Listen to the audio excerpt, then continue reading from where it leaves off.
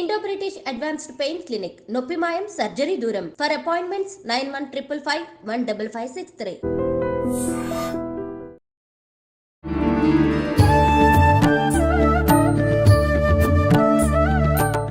నమస్కారం, welcome to I dream. ధర్మ మార్గం విత్ విజిత కార్యక్రమానికి స్వాగతం. ప్రస్తుతం మనతో పాటు ఉన్నారు ప్రముఖ ఆధ్యాత్మికవేత్త జ్యోతిష పండితులు చింతా రుక్మాంగదరావు గారు. ఇప్పుడు వారితో మాట్లాడి మంచి ఇంట్రెస్టింగ్ టాపిక్స్ గురించి అడిగి తెలుసుకునే ప్రయత్నం చేద్దాం. నమస్కారం అండి. మాతృదేవోభవ, పితృదేవోభవ, ఆచార్య దేవోభవ. అయితే ఒకప్పటి కాలంలో పోలిస్తే కొన్ని లిమిటెడ్గా మాత్రమే వృత్తులు ఉండేవి. కుల వృత్తులు అని చెప్పి ఒక్కొక్క కులానికి ఒక్కొక్క వృత్తి అని చెప్పి పరిమితమై ఉండేవి.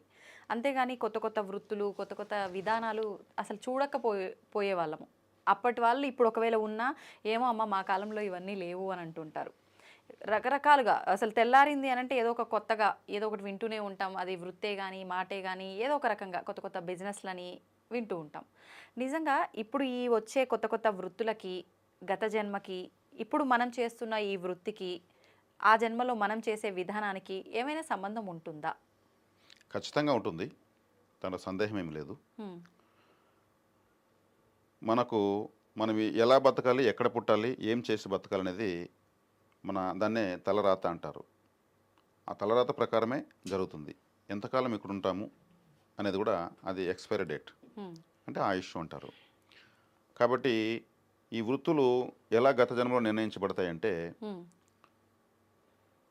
ఇప్పుడు మనం చూస్తూ ఉంటాం, చిన్న పాప అనర్గళంగా సంగీతంలో పండితురాల్లాగా పల్లిస్తూ ఉంటుంది. అవును అవును, వితౌట్ ట్రైనింగ్. ఆ వయసులో బొమ్మలతో ఆడుకోవాల్సిన వయసులో ఒక చిన్న పిల్లవాడు మ్యాథమెటిక్స్లో సొల్యూషన్స్ అన్ని సాల్వ్ చేసేస్తూ ఉంటాడు. ఆ వయసులో అతను బిస్కెట్లో చాక్లెట్ల కోసం మారం చేయాల్సిన వయసులో. ఒక చిన్న అబ్బాయి కనిపించిన ఇంట్లో పాత్రలన్నింటిని ఎత్తుకుని అతను మ్యూజిక్ కొడుతూ ఉంటాడు, కనిపించింది అన్నది ఎత్తి ఏదో ఒక క్రియేటివిటీ చూపిస్తూ ఉంటాడు. అందుకు చూసిన వాళ్ళు ఏమిటంటే, గత జన్మలో ఇతను ఒక మ్యూజిక్ డైరెక్టర్, గత జన్మలో ఈ అమ్మాయి ఒక విద్వాంసురాలు, అందుకే అటువంటి శ్లోకాల్లోని చెప్పగలుగుతుంది. గత జన్మలో ఒక అబ్బాయి మంచి డ్యాన్స్ చేస్తాం, డ్యాన్స్ పోటీలు చూస్తుంటాం. చిన్నపిల్లలు వచ్చి చాలా సీరియస్గా నాకు తెలియని విద్య ఇది అనే విధంగా ఫేస్ రీడింగ్ అంతా కూడా పెట్టి హై మెచ్యూర్డ్గా డ్యాన్స్లు వేస్తుంటారు. గత జన్మలో వాళ్ళు చక్కగా మంచి డాన్స్ ప్రాక్టీస్ చేస్తుంటారు, నా జీవిత లక్ష్యం ఇదే అనేసి. ఇక్కడ బాడీ తీసుకోగానే ఆ సంస్కారము లేదా ఎనర్జీ అది అట్లే కంటిన్యూ అవుతుంది. ట్రైనింగ్స్ అంతా గత జన్మలో అయిపోయినాయి, ఇంకా దానికి కొత్తగా ట్రైనింగ్ అవ్వాల్సిన అవసరం లేదు. ఫర్ ఎగ్జాంపుల్ మనకు మహానుభావులు అబ్దుల్ కలాం గారు ఉన్నారు. ఆయన ఆ జన్మ బ్రహ్మచారి. మరి ఆయన ఎప్పుడు పెళ్లి చేసుకునే ప్రయత్నం కానీ సంసార జీవితం గురించి కానీ ఎప్పుడు ఆలోచించలేదు. పరిశోధన అంటే మరి ఆయనకు వివాహ వ్యవస్థలు ఎందుకు లేదంటే గత జన్మలో అవి కంప్లీట్ చేసేసాడు. కుటుంబాశ్రమ ధర్మాలు కంప్లీట్ అయిపోయినాయి, ఆ బ్యాలెన్స్ లేదు. ఆ బ్యాలెన్స్ కూడా అది రాదు. ఈయన ఏదైతే తప్పించాడో, నేను ఎవరూ చేయనటువంటి గొప్ప పరిశోధన చేయాలనేసి ఆ కృషి మొత్తం అతను చేస్తుంటాడు. ఈ జన్మలో వచ్చేకాడికి ఆయనకు ప్రకృతి పూర్తిగా జీవితం ఈ జన్మంతా మీరు చేయాల్సిన పరిశోధన చేసుకునే అవకాశం వదిలేస్తుంది. అది ఎక్కడికి వెళ్ళదు. ఒక వ్యక్తికి చేతులు ఉండవు కానీ అతనికి బొమ్మలు వేయాలని ఆసక్తి, కాళ్ళు 2 వేళ్లతో చాక్ పీస్ పట్టుకుని బొమ్మలు వేసేస్తాడు. ఆ టాలెంట్ బయట వచ్చే తీరుతుంది. మరి ఆ సాధన చేతులతో ఎప్పుడు చేస్తాడో కాళ్ళతో ఎప్పుడు చేస్తాడో తెలియదు, గత జన్మ సాధనే. కాబట్టి గత జన్మలో మనం ఏదైతే మన శ్రీకృష్ణుల వారు చెప్పినట్టు అంత్యకాలం ముందు ఎవరు నన్నే స్మరిస్తారో వాళ్ళు నన్నే చేరతారు అన్నాడు. దానికి డీకోడ్ చేస్తే అంత్యకాలం ముందు ఎవరైతే ఏది ఎక్కువ తలుచుకుంటూ చనిపోతారో వాళ్ళు మరజన్మలో దాని నుంచి అక్కడి నుంచి కంటిన్యూ అవుతుంది వాళ్ళ కోరిక. అంటే చివరి రోజుల్లో వాళ్ళు ఆ జన్మంతో చేసినటువంటి సాధన, అయ్యో నేను ఇప్పుడు చనిపోతున్నాను, మరి ఇదంతా ఎలా నాకు అర్ధాంతరంగా ప్రాక్టీస్ ఆగిపోయింది, లేదు నా ఆస్తి పోతా ఉంది, లేదు నా ఇది పోతా ఉంది అనుకుంటూ పోతే తిరిగి అక్కడికే అది వస్తుంది. అదే భగవంతుడు చెప్పింది, నన్నే స్మరిస్తారంటే వాళ్ళు ఏది స్మరిస్తారో దానికే వచ్చి కనెక్ట్ అవుతారనేసి. ఒక ప్రభుత్వ అధికారి, అతను ఆ ప్రభుత్వ అధికారంతో మదంతో ఒక 5 ఎకరాల పొలంని కబ్జా చేస్తాడు. తెలివిగా కబ్జా చేసి దాన్ని ఇంకా నాదే అనిపించుకుంటాడు. నేను ఈ అధికారంలో ఉండగా, ఉద్యోగ వృత్తిలో ఉండగా ఓ 5 ఎకరాలు సంపాదించేసాను, అది అన్యాయంగా సంపాదిస్తాడు. కానీ అతనికి అనుభవించేదానికి ఆస్కారం ఉండదు. కానీ చనిపోతే నా ఆస్తి అనుకుంటూ చనిపోతాడు. సంపాదించేశాడు, అనుభవించలేకపోయాడు కదా, అది అతను ఎంతో కష్టపడ్డాడు ఆ ఫేక్ డాక్యుమెంట్స్ లేదా ఏదో చేయడానికి. అదే తప్పిస్తూ చనిపోయాడు. ఇప్పుడు అతను ఆ ఆస్తి ఇక్కడికి రావాలి కదా, అవును. నేను చెప్పిన దాని ప్రకారం. అవును. కానీ అతను అక్రమంగా కదా సంపాదించాడు. ఆ, ఆ. ఇతను చనిపోగానే అక్కడ ఉన్నట్టు ఒక రౌడీ షీటర్ ఏం చేస్తాడు, దాన్ని కబ్జా చేస్తాడు. అరే రే, పలానా వ్యక్తి ఇలా అన్యాయంగా చేస్తాడు కాబట్టి దాన్ని మనం కబ్జా చేసుకుందాం, ఎవడొస్తాడు చూసుకుందాం. అతను భయపడి అందరూ కూడా ఎవరు పోరు. ఎలా వచ్చిందో అలా పోయింది. ఇతను చనిపోయాడు, ఆ, అతను ఆ కబ్జా చేసుకున్నాడు. చేసుకున్నాడు. ఇప్పుడు ఇతను మళ్ళీ ఆ ఆస్తి ఇక్కడికి రావాలి కదా, ఆ, మరుజన్మ ఎత్తాడు కదా. ఎత్తాలంటే ఏం చేస్తాడు, ఇతను ఒక కుక్క జన్మ వస్తుంది ఇతనికి. ఆహా. ఈ 5 ఎకరాల ఆస్తి సంపాదించినటువంటి ప్రభుత్వ అధికారికి. ఉమ్, ఈ కబ్జా చేసిన వ్యక్తికి ఈ కాపురం ఉండడానికి ఒక మంచి కుక్క కావాలి. ఉమ్, వీళ్ళ ఫ్రెండ్ చెప్తాడు, మాది మంచి బ్రీడ్ డాగ్ 5 పిల్లలు పెట్టింది, అంటే నాకు నాకు ఒక కుక్క పిల్ల కావాలంటే తెచ్చిస్తానంటే ఈ అధికారి అనేటువంటిదే సెలెక్ట్ చేసుకుని నాకెందుకు ఇదే నచ్చుతా ఉందనేసి ఈ కుక్క పిల్లని తీసుకొచ్చి ఇక్కడ వదిలితే ఈ కుక్క పిల్ల ఒక్కసారిగా 5 ఎకరాలు చూసి ఆనందంతో నా ఆస్తి కూడా నేను వచ్చేసాన్ని గెంతి 5 ఎకరాలు పరిగెత్తు హ్యాపీగా తిరుగుతూ ఉంటుంది. ఇది గత జన్మలో ఓనర్ ఈయన తెలియదు, ఉమ్, ఇది ఓనర్ వీడు కాదు నేను ఓనర్, ఇది తిరుగుతూ ఉంటుంది. ఉమ్. దీని ఆనందానికి హద్దులు ఉండదు. దీనికి తెలుస్తుందా? తెలుస్తుంది, మనిషి నాలెడ్జ్ ఉంటుంది, కుక్క జన్మ ఉంటుంది. Okay, okay. ప్రకృతి విన్యాసం ఇది. ఆహా. ఈ కుక్క గొర్రెలో మేకలో ఆవులో పడితే ఈ తన ఆస్తి వరకు తరిమేస్తుంది, అక్కడి వరకు మళ్ళీ వెనక్కి వచ్చేస్తుంది. అప్పుడు అంటూ ఉంటాడు, దీనికి ఏం చెప్పించాల్సిన పని లేదు, ఉమ్, ఇది ఒక మనిషిలాగా ప్రవర్తిస్తూ ఉంది, నా సరిహద్దులన్నింటినీ బాగా కరెక్ట్గా చూసుకుంటుంది. ఉమ్, రాత్రి పౌలు కాపలా కాసి అది అరుస్తుంది, ఎవడు రావడం వచ్చేది ఉమ్, అరుస్తుంది, రావద్దు నా కైలోకి అంటూ ఉంటుంది, నా చేనులోకి రావద్దు అంటూ ఉంటుంది. కూలి వాళ్ళని బాగా నాకుతుంది, బాగా పని చేయండి, కష్టపడండి, నా పొలాన్ని బాగా పండించండి అని మాయలో ఉంటుంది. కానీ మనం కుక్కగా పుట్టి ఇక్కడ కాపలా కాసుకుంటున్నామే, చచ్చేటప్పుడు దాన్ని తలుచుకుని ఇక్కడ కుక్కగా వచ్చి పుట్టామనేది జ్ఞానం ఉండదు. ఉమ్, నా కైలోకి నాదే, ఏదైతే నాదే. తలుచుకున్నాడో అక్కడికి వచ్చేసాడు. ఉమ్, ఈ కబ్జా చేసిన వ్యక్తి రౌడీ షీటర్ కదా, ఒకరోజు కూలి వాళ్ళతో గొడవ పడుతుంటాడు. వాళ్ళు ఏదో ఎక్స్ట్రా డబ్బులు అడతారు, మీరు పని చేసిన తర్వాత తీసుకోండి, ఎక్స్ట్రా డబ్బు నేను ఎందుకు ఇవ్వాలి అని వాళ్ళని మందలిస్తూ ఉంటాడు. ఉమ్, లేదంటే పోండి, నేను మీరు కాబట్టి ఇంకొకటి చూసుకుంటాను.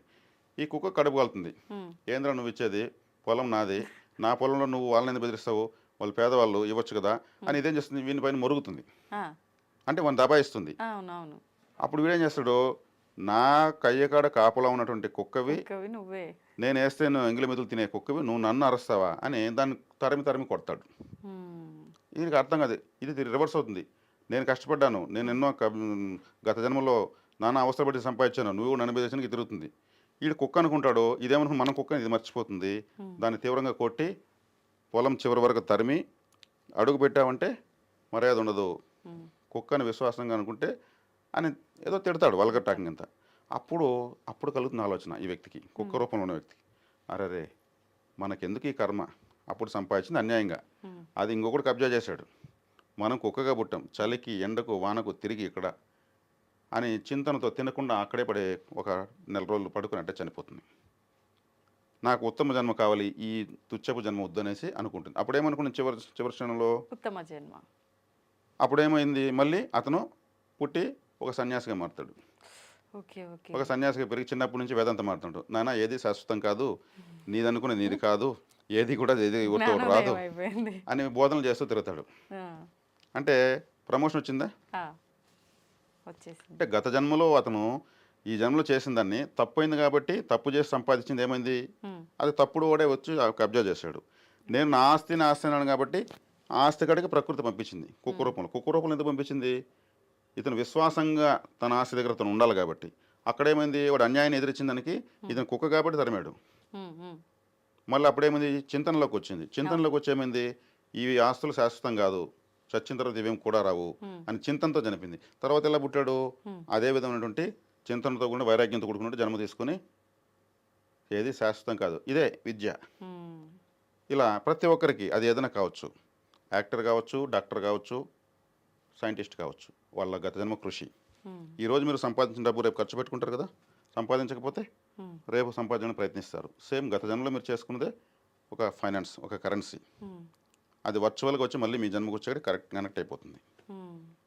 ఇప్పుడు కొంతమంది ఉన్నారు, డబ్బు బాగా సంపాదిస్తారు, కానీ పీసినారోల్లాగా ఎప్పుడు అది ఒక్క రూపాయి కూడా దాంట్లోంచి తీయడానికి ఖర్చు పెట్టడానికి ఇష్టపడరు.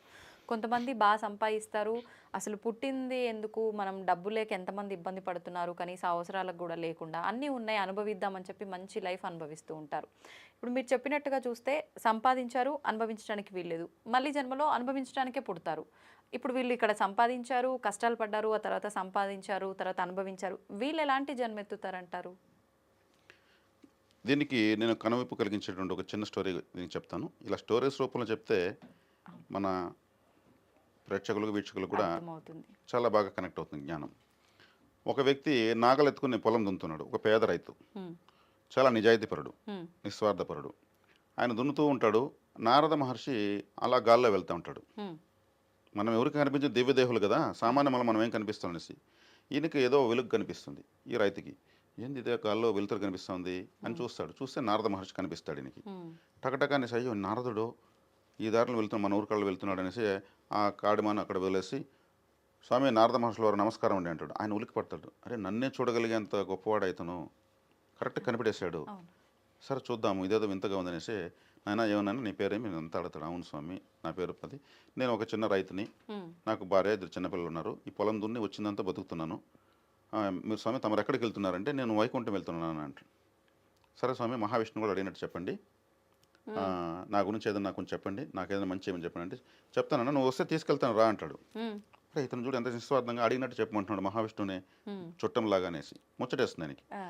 ఆయన అవునా నేను రమ్మంటున్నా వైకుంఠానికి పోయే అవకాశం వచ్చింది మనకు, అది కూడా నారదుడు తీసుకెళ్తున్నాడు.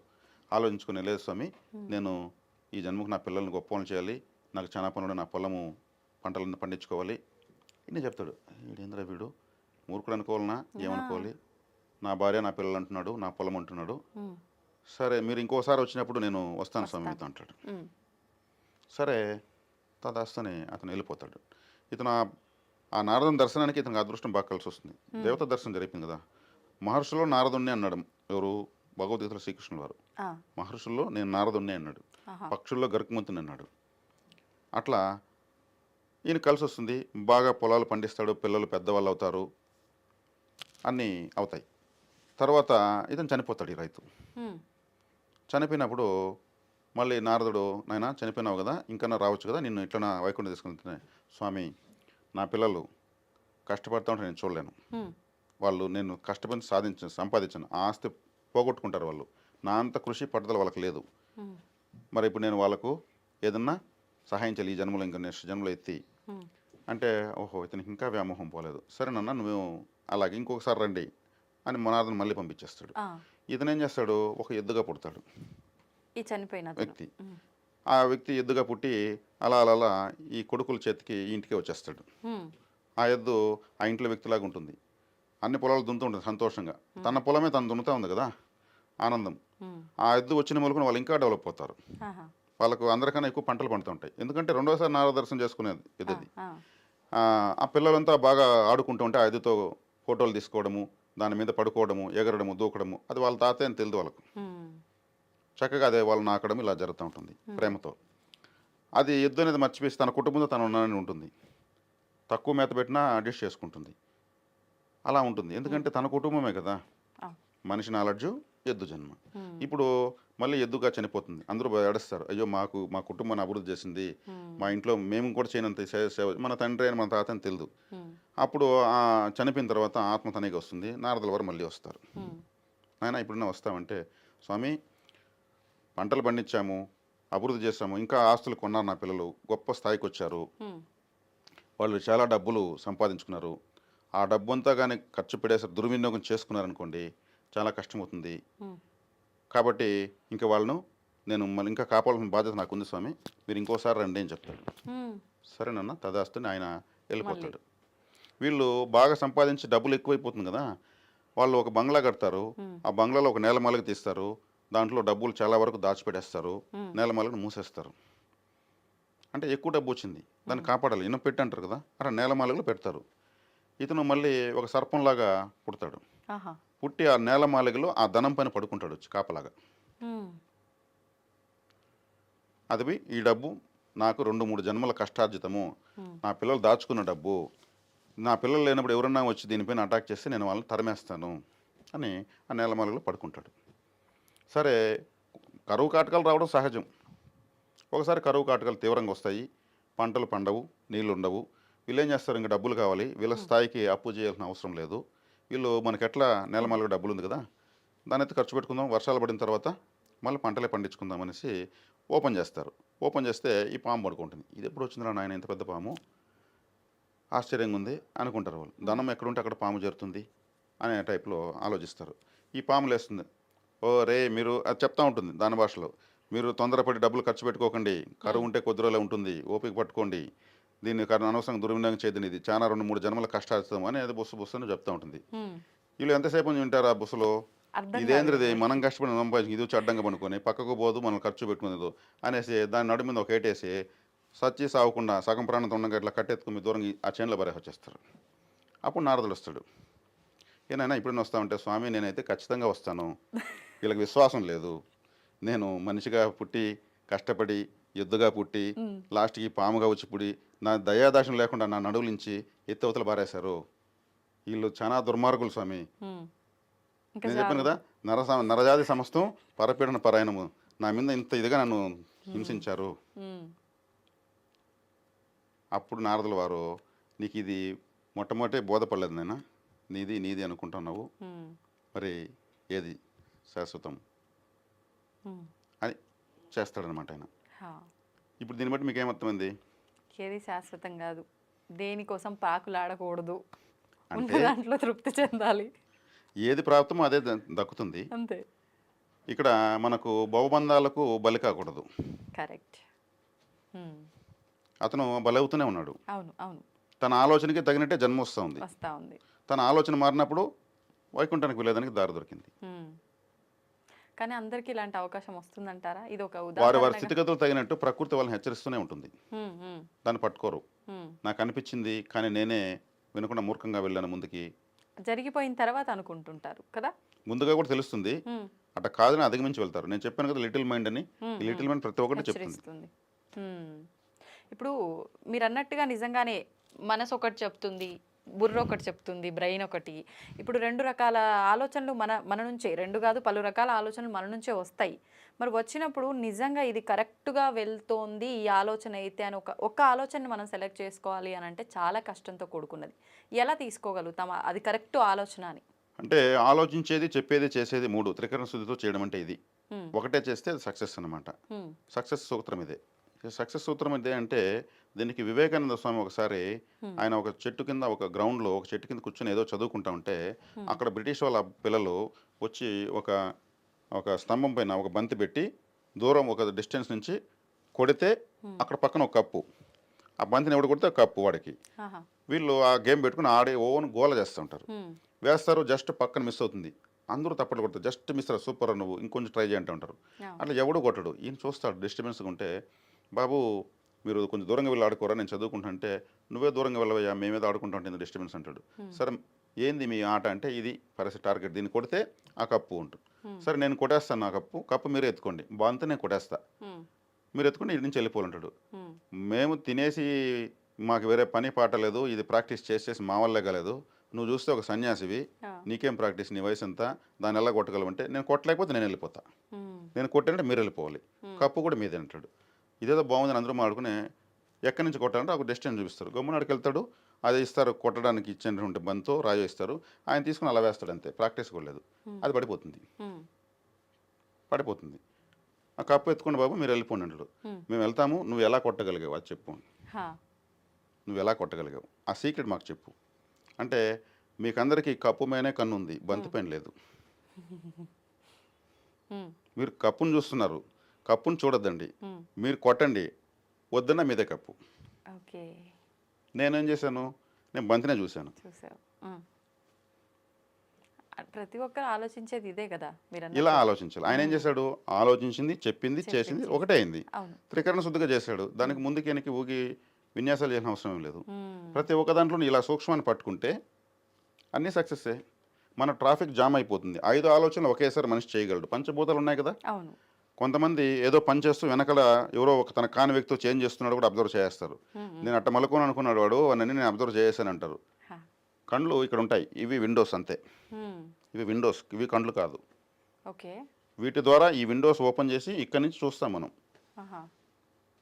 మరి అంతర్నేతాలు ఇక్కడ ఉంటాయి, ఏదైనా మనకు ఒక ఐడియా రావాలంటే కండ్లు మూసేస్తాం, ఉండి చెప్తానంటాం. మరి కండ్లు మూస్తే ఐడియా వచ్చేది ఏంది, అంతర్నేత్రం ఓపెన్ చేసి చూస్తాం. ఓకే. మహర్షులంతా కూడా కళ్ళు మూసుకొని చూసి తర్వాత చెప్తారు ఏ లోకంలో ఎవరున్నారని. హ్మ్. కాబట్టి ఈ విండోస్ ద్వారా మనం చూస్తున్నాం అవి జ్ఞాన నేత్రాలంటారా? జ్ఞాన నేత్రాలు. హ్మ్. కాబట్టి ఈ ట్రాఫిక్ జామ్ అయిపోతుంది. 5 రకాల ఆలోచన కాదు 50 రకాలు చేస్తున్నారు ఇప్పుడు. హ్మ్. మరి ఏది ప్రకృతి ఏది మెటీరియల్ చేయాలి, అవును. ఏది ఇవ్వాలి? అవును. కాబట్టి సాధన చేయాలి. మెడిటేషన్ చేసినప్పుడు శుభ్రంగా శుద్ధ జలం గల సరస్సులాగా మనం మెదడు తయారవుతుంది. హ్మ్. అప్పుడు మనం సెలెక్ట్ చేసుకుంది మెటీరియల్ అవుతుంది. హ్మ్. ఇప్పుడు మీరన్నట్టుగా ధ్యానం చేయటం వల్ల ఒక ఆలోచన ఏకాగ్రత కుదిరి మనం తీసుకునే డెసిషన్స్ కరెక్ట్‌గా ఉంటాయా? చాలామంది చెప్తుంటారు ధ్యానం వల్ల మోక్షం పొందొచ్చు అని. మన వయస్సుని అంటే మనకు కొంత వయస్సు అనేది ఉంటుంది కదా! ఎవరికైనా ఎక్స్‌పైరీ డేట్ ఇందాక మీరన్నట్టు పుట్టుక ఎలాగో చావు అలాగా. దాన్ని గూడా అధిగమించొచ్చు అని అంటుంటారు. అంటే మృత్యువుని గూడా అధిగమించొచ్చు. ఇప్పుడు మనం చూస్తున్నాం చాలామంది స్వామీజీలని, యోగుల్ని అలాంటి వాళ్ళని కొన్ని వేల సంవత్సరాలు కూడా ఉన్నారు అని చెప్పి వింటుంటాం. వందల సంవత్సరాలు ఉన్న వాళ్ళని చూస్తూ ఉంటాం. ఇదంతా కూడా ధ్యానం వల్ల సాధ్యపడుతుందంటారా? ధ్యానం వల్ల సాధ్యపడుతుంది. హ్మ్. ధ్యానం వల్ల సాధ్యపడుతుందంటే ఇంతకుముందు ఒక వీడియోలో నేను చెప్పాను. హ్మ్. యోగులు వీళ్ళంతా వందల సంవత్సరాలు ఎలా తపస్సు చేస్తారు అని అంటే ఈ నాలుకను ఇక్కడ చూస్తే ఒక ఒక నూలు పోగులాగా కింద ఒకటి ఉంటుంది. ఆ! దాన్ని మెల్లగా ఒక రోజు కొంత కట్ చేస్తారు వాళ్ళు. హ్మ్. పూర్తిగా దాన్ని కట్ చేస్తే నాలుక పొడవెక్కుతుంది. దాన్ని వెనక్కి తిప్పి గొంతులోకి పంపిస్తారు. అక్కడ చిరునాలుక ఉంటుంది. చిరునాలుక ఈ పెద్ద నాలుక 2 టచ్ అయినాయి. టచ్ చేసి వాళ్ళు మురుగుటి ఇక్కడ నిలిపి ధ్యానం చేస్తే ఆ 2 నాలుకల మధ్యలో ఒక ద్రవం ఊరుతుంది. అది హ్మ్. అమృతం అంటారు. ఆహా! ఆ అమృతాన్ని తాగితే ఇంక ఆకలి దప్పులు రాత్రింబవళ్ళు ఏమీ తెలియవు. 1000 హ్మ్. సంవత్సరాలన్నా 10 నిమిషాల్లాగా ఉంటుంది. వాళ్ళందుకే కళ్ళు తెరవరు. హుహు. వారి చుట్టూ ఎటువంటి వ్యతిరేక శక్తులు అంటే సర్పాలు, క్రూర జంతువులు కూడా వెళ్ళలేవు. హ్మ్. అటువంటి వాతావరణం చుట్టూ ఒక గుమ్మనమైన వాతావరణం తయారవుతుంది. అప్పుడు దాంతో మృత్యువుని జయించొచ్చు. అమృతం తాగితే మృత్యువుని జయించినట్టే కదా! అవును. కాబట్టి హఠయోగం అంటారు దాన్ని. హ్మ్. హఠయోగులు వాళ్ళు అడవిలో వెళ్తూ ఎవరన్నా అంటే సామాన్య మానవులు ఎవరైనా ఎదురుపడితే వీళ్ళు పాటలుగా ఊడి గాల్లో మాయమైపోతారు. హ్మ్. హ్మ్. మళ్ళీ ఇంకో చోట కలుసుకొని మళ్ళీ అక్కడి నుంచి పోతూ ఉంటారు. హ్మ్. ఇప్పుడు ఈ అఘోరాలు వీళ్ళంతా మనకు అదృశ్యమైపోతారు అని చెప్పి అంటుంటారు కదా! ఈ విధానమే ఇటువంటి జరుగుతుందంటారా? విధానాలు శక్తివంతమైన విధానాలు సాధనలు ఇవన్నీ. హ్మ్. అంటే సాధనమున పనులు సమకూరుదరలోన కృషి ఉంటే మనుషులు ఋషులవుతారు. కాబట్టి కృషితో నాశ దుర్భిక్షం వీటి వెనకాల మహత్తరమైనటువంటి అర్థాలు హ్మ్. పరమార్థాలు ఉన్నాయి. హ్మ్. వాటికి అలవాటు పడ్డ తర్వాత ప్రపంచం చాలా కేవలంగా కనిపిస్తుంది. హ్మ్. ఇక మెటీరియల్ లైఫ్ ఇది. ప్రతి ఒక్క మెటీరియల్ లైఫ్ అంటే అవన్నీ వస్తువులపైన ఆధారపడాలి. హ్మ్. ఫోను, ఫుడ్డు, ఇల్లు అన్ని మెటీరియల్. వాళ్ళు ఏ మెటీరియల్ పైన ఆధారపడరు. అవును. యూనివర్స్ కనెక్ట్ అయిపోతారు. హ్మ్. అది చాలా అద్భుతంగా ఉంటుంది. హ్మ్. ఆకలి దప్పులను జయించేస్తే ఇంకేముంది అవస్థ అసలు. కాబట్టి మనము మెటీరియలిస్టిక్ లైఫ్లో ఉన్నాం. మనకి ఏదో ప్రతినిత్యం ఏదో ఒకటి కావాలి. అవును. లేదంటే ఆధారపడి బతికే జీవితం ఉంది. హ్మ్. వాళ్ళు ఏ ఆధారం లేకుండా అద్వితీయమైన ఆనందాన్ని అనుభవిస్తూ ఉంటారు. హ్మ్. కాబట్టి ఇదే ఇందులోని సూక్ష్మం. కాబట్టి ధ్యానం చేస్తూ ఉంటే, తపస్సు చేస్తూ ఉంటే మనము ఏ స్థాయికైనా వెళ్తాం. ఇప్పుడు జీవన ప్రమాణం అనేది సృష్టి ధర్మం ప్రకారంగా 120 సంవత్సరాలు అని చెప్పి చెప్తూ ఉంటారు. మరి 120 సంవత్సరాలు అది సృష్టి ధర్మం అయినప్పుడు ఇది వీళ్ళు ఇలా సాధన చేయటము, దాన్ని అధిగమించి వాళ్ళు కొన్ని వేల సంవత్సరాలు అలాగే ఉండటము, వాళ్ళు త్యజించాలి ప్రాణాన్ని అనుకున్నప్పుడే త్యజించడము ఇలాంటివి ఇవన్నీ సృష్టికి విరుద్ధం అనబడవా? సృష్టికి విరుద్ధం అనిపించవు. హ్మ్. వాళ్ళు సృష్టిలో ప్రత్యేకంగా గుర్తించబడతారు. హ్మ్. వాళ్ళు తలుచుకునే విధంగా బతకగలిగే విధంగా ర్యాంక్ స్టూడెంట్స్ ఉంటారు వాళ్ళు. ఇప్పుడు ఒక ర్యాంకు ఒక అబ్బాయికి వచ్చిందంటే తను కాలేజ్ తనే సెలెక్ట్ చేసుకోవచ్చు. హ్మ్. మార్కులు ఎక్కువ వస్తాయి. సేమ్ వాళ్ళు ర్యాంక్ స్టూడెంట్స్. హ్మ్. ప్రకృతిలోంచి వాళ్ళు ఇప్పుడు శరీరం వదలాలనుకుంటే నవ్వుతూ వదిలేస్తారు. హ్మ్. మనము సిమ్లా, ఊటీ టూర్ వెళ్ళేటప్పుడు బ్యాక్ ప్యాక్ వేసుకుని బస్సు ఎక్కి టాటా చెప్తాం చూడు. హ్మ్. అలా టాటా చెప్తూ కావాలంటే శరీరాన్ని వదిలేస్తారు వాళ్ళు. ఆ! ఆ స్థాయి మానసిక స్థాయి పెంచుకుంటారు వాళ్ళు. హ్మ్. అది కూడా ఇక్కడి నుంచి ప్రాణాన్ని వదులుతారు వాళ్ళు సహస్రారం నుంచి. హ్మ్. నవరంధ్రాల్లో నుంచి ప్రాణం వెళ్తుంది. ఒకరికి ముక్కులో, కంటిలో, చెవుల్లో నీళ్ళు వస్తాయి. ఆ ప్రాణం పోయినప్పుడు. ఓకే. ప్రాణం ఎక్కడి నుంచి పోయిందని పరిశీలించేవాళ్ళు పాతకాలంలో. హ్మ్. హ్మ్. ఆ! అట్లా సహస్రారం నుంచి పోతే ఇక్కడ చిట్టని సౌండ్ వస్తుంది. ఆహా! అలా చిన్న పగిలి అలా వెళ్తుంది. అది మోక్షద్వారం అంటారు దాన్ని. పరబ్రహ్మ ఉంటాడు కాబట్టి అక్కడ. హ్మ్. వాళ్ళు అటువంటి ఎలిజిబిలిటీని కలిగి ఉంటారు. దేహ వ్యామోహం వాళ్ళకు ఉండదు. హ్మ్. దాన్ని పట్టుకొని వాళ్ళు సాధన చేసుకోవడానికి ఉపయోగించుకుంటారు. హ్మ్. శరీరం ఒక మెడికల్ యూనివర్సిటీ, అద్భుతం ల్యాబొరేటరీ. హ్మ్. దీన్ని మనం మలుచుకునే విధానాన్ని బట్టే మనకు ఇక్కడ అనుభవించేటువంటి పరిస్థితులు ఉంటాయి. హ్మ్. దీంట్లో నెగటివిటీని ఎక్కువ లోడ్ చేసామంటే శత్రువులు, అప్పులు, అవస్థలు అన్నీ పెరుగుతాయి. ఆ! దీన్ని శుభ్రం చేయాలి. ఆ! ఇప్పుడు విమ్ బార్ వేసి పాత్రలు కడతాము, అవును. తలతల మెరుస్తాయి. లోపల ఏ బార్ వేస్తాము శరీరం లోపల? హ్మ్. క్లీన్ కావాలి కదా. మనకు కనిపించింది మొత్తం తినేస్తాము, ఎంత కెమికల్ ఉందో చూస్తామా? చూడం. మరి రసాయనాలు మనం తింటూ ఉంటే ఇది మంత్రదేహంగా ఎలా మారుతుంది? ఉడికించిన ఆహారం తినడం వల్ల ఆయుష్ ఉండదు. అందుకే వాళ్ళు మూలికాహారం తింటారు. ఒక మూలిక తింటే ఒక సంవత్సరం ఆకలేదు, ఇంకో మూలిక తింటే ఒక సంవత్సరం చలి పుట్టదు, ఇంకో మూలిక తింటే దాహం ఏదు, ఇంకో మూలిక తింటే ఆ ఏకాగ్రత కుదురుతుంది. ఆ మూలికలపైన ఆధారపడతారు వాళ్ళు. అట్లా అందరికీ సాధ్యపడుతుందంటారా? సామాన్య మానవులకు? సామాన్య మానవులకు సాధ్యపడదు. దుఃఖాలు, క్లేశాలు, టెన్షన్లు, బీపీలు, షుగర్లు, అన్నం తినకముందు ఒక ట్యాబ్లెట్, తిన్న తర్వాత ఒక ట్యాబ్లెట్, ఊ అంటే ఒక ట్యాబ్లెట్, ఆ అంటే ఒక ట్యాబ్లెట్, ఏమి అనకపోతే ఒక ట్యాబ్లెట్. అవును. అది ఈ మందులకు, ఇంజక్షన్లకు, ట్రీట్మెంట్లకు శరీరాన్ని అప్పచెప్పేసి ఉంటారు. మరి మహత్యాలు ఎట్ట వస్తాయి? రావు. అంటే అతి తక్కువ స్థాయి జీవన విధానము మనుషులది. అంటే ఇక్కడ ఎవరిని కించపరచడం కాదు, మహాత్ములకు, సాధకులకు, యోగులకు ఎలాంటి జీవన విధానం ఉంటుంది, వాళ్ళు కృషితో ఎలా ఆ స్థాయికి వెళ్ళి ఉంటారు, దాన్ని కోల్పోయి మళ్ళీ సహజీవనంలోకి వాళ్ళు ఎలా మామూలు జీవనంలోకి ఎలా రాగలుగుతారు? రాలేరు. ఇప్పుడు వాళ్ళు అంటే ఒక మనిషిగా జన్మ తీసుకున్న వాళ్ళే కదా సామాన్యులలాగా. ఖచ్చితంగా అంతే. మరి వాళ్ళెందుకు అంత ఎదిగిపోయారు జ్ఞానంలో కానీ ప్రతి ఒక్క దాంట్లో? జన్మ జన్మల సాధన.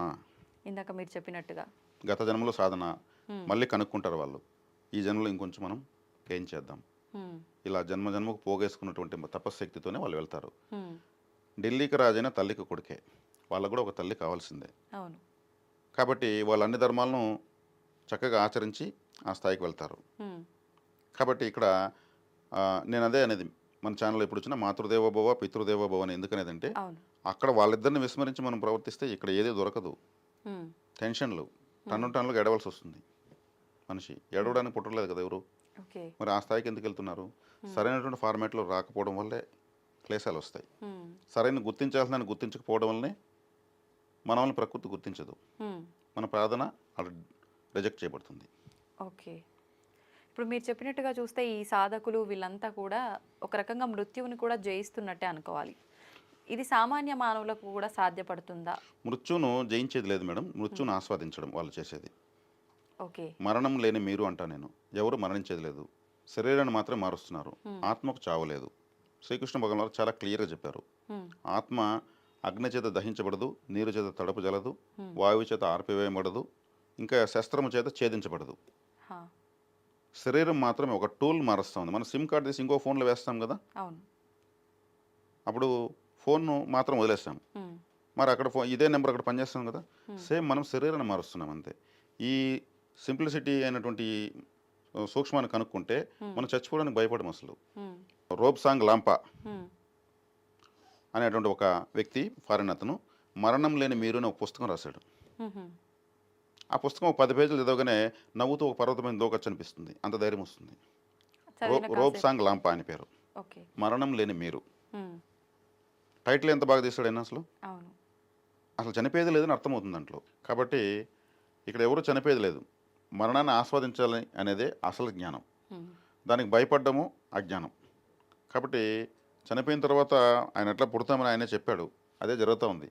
కొందరేళ్ళలో చూస్తే ఒక స్త్రీ చనిపోతే తర్వాత వాళ్ళ ఇంట్లోనే పుడుతుంది అనడానికి ఎన్నో తార్కాలు ఉన్నాయి. ఆ చనిపోయినటువంటి స్త్రీ ఎలా ప్రవర్తిస్తుందో, ఏ విధమైన అభిరుచులు కలిగి ఉంటుందో, ఆమెకు ఎక్కడ గుర్తులు ఉంటాయో అదే గుర్తులతో ఒక పాప పుడుతుంది. మా అవ్వే పుట్టింది అని ఆమె పేరు పెట్టే నిక్నేమ్ పెట్టి పిలుస్తూ ఉంటారు. ఆమె ఎలా బిహేవ్ చేస్తుందో, ఎటువంటి నడుస్తూ ఉంటుందో అలా అంతా చేస్తూ ఉంటుంది. అంటే ఆమె నా కుటుంబాన్ని వదిలేశాను, నా కుటుంబం నాకు కావాలని తప్పంతో ఆమె చనిపోయినట్టే లెక్క. మళ్ళీ ఎక్కడికి పోయింది ఆమె? అక్కడే బతికింది, అంటే చనిపోయినట్టే లెక్క. తన కుటుంబంతో తనకు వచ్చి కలిసిపోయింది, ఎనర్జీ ఎక్కడికి పోలేదు, బాడీ మాత్రం పోయింది అంతే. కాబట్టి ఇక్కడ మృత్యు భయం అనేది మనం పెట్టుకోవాల్సిన అవసరం లేదు. అదేదో దుర్మరణం కాకుండా సద్మరణం, సవ్యమైన మరణం దొరికితే అది అదృష్టం. కాబట్టి ఇక్కడ జన్మోద్ధరణ చేసుకుంటూ వెళ్ళే కొద్దికి దాని ఒక మన హైందవ సాంప్రదాయంలో, సనాతన భారతదేశంలో ఈ కర్మభూమిలో ఉన్నటువంటి కొన్ని యోగ సూత్రాలను పాటించడం వల్ల మనకు గురువులు దొరుకుతారు, మృత్యువు నుంచి దూరం చేసేటువంటి అమృత తుల్యమైన జీవనోధానం మనకు దొరుకుతుంది. అది ప్రపంచంలో ఎక్కడా లేని విధంగా మన దేశంలో మాత్రమే ఉంది. ఇది కర్మభూమి. ప్రపంచం ఒక ఇల్లు అనుకుంటే మన భారతదేశం పూజ గది. ఇక్కడ మాత్రమే ఆ ధర్మాలు, ఆ సూక్ష్మాలు దొరుకుతాయి. మనం ఇక్కడ పుట్టాం, ఇక్కడ పుట్టి కూడా అందుకోలేకపోతున్నామంటే మనకు ప్రాప్తం లేనట్టే, అదృష్టం లేనట్టే. కాబట్టి మరణం లేని మీరు అసలు మరణమే లేదు, మరణాన్ని ఆస్వాదించమని నేను ఈ వీడియో ద్వారా తెలియజేయదలుచుకున్నాను. ఓకే, సంతోషం అండి, చాలా మంచి విషయాలు తెలియజేశారు. ధన్యవాదాలు. ధన్యవాదాలు.